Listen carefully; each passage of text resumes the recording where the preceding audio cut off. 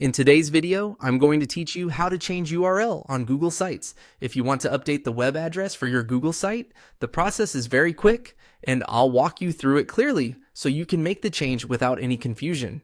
This is useful if you want your site link to look cleaner, match a project name, or simply be easier to share with other people.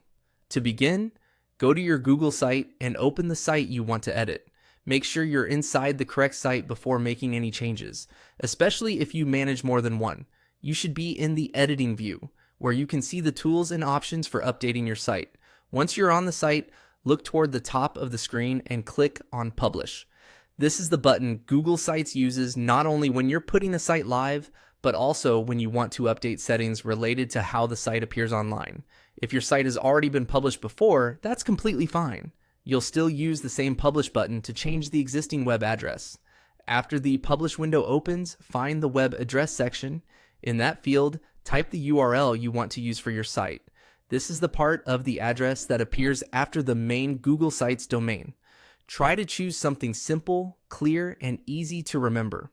In most cases, shorter is better, especially if you plan to share the link verbally or include it in presentations, emails, or documents. As you type, keep in mind that your preferred address may already be taken. If that happens, you may need to adjust it slightly by shortening it, making it more specific, or using a variation that still matches your site's purpose.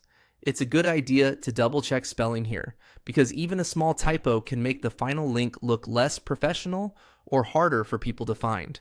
Once you've entered your desired web address, click Publish again to confirm the change. Google Sites will then apply the updated URL to your site. After that, your new published link should be ready to use. And that's it.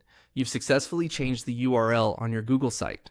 As a final tip, after publishing, open the site using the new address to make sure everything looks correct and the link works as expected.